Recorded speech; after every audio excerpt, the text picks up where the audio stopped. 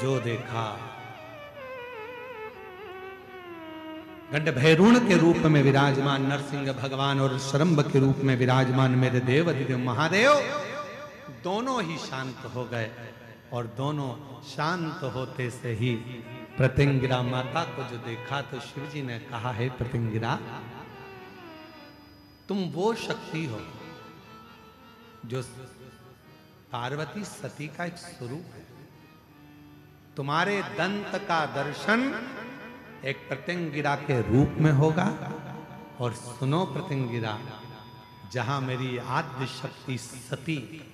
का पूरा स्वरूप जब पूर्ण तरह से भगवान नारायण के चक्र द्वारा खंडित कर दिया जाएगा, जिस स्थान पर मेरी सती के दंत गिरेंगे, वह प्रत्यंगिरा तुम्हारा ही एक बल स्वरूप दंतेश्वरी के रूप में पूजा जाएगा। स्वयं दंतेश्वरी, एक प्रत्यंगिरा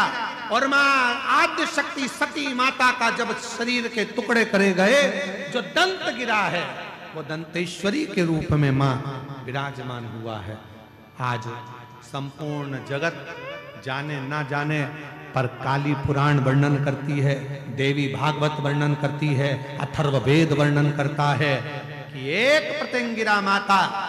और एक मां दंतेश्वरी, ये दो देवियां ऐसी हैं, अगर कोई कितनी भी काली विद्या कर दे, कोई कहीं की भी विद्या कर दे, इन देवी का नाम लेकर केवल दक्षिण में खड़े हो और शिवलिंग पर जल चढ़ाते समय उत्तर की ओर मुख कर कर, जहां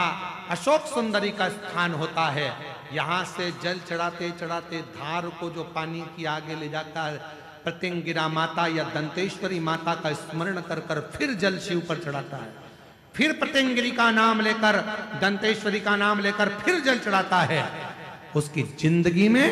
अगर कोई कितनी भी तंत्र मंत्र विद्या कर दे, उसके ऊपर असर हो ही नहीं पाता, उसी समय पर कट जाता है। ये वो प्रत्यंगिरी। यहां तक वर्णन आता है महाराज, जिस नारी के, जिस स्त्री के रजो धर्म में,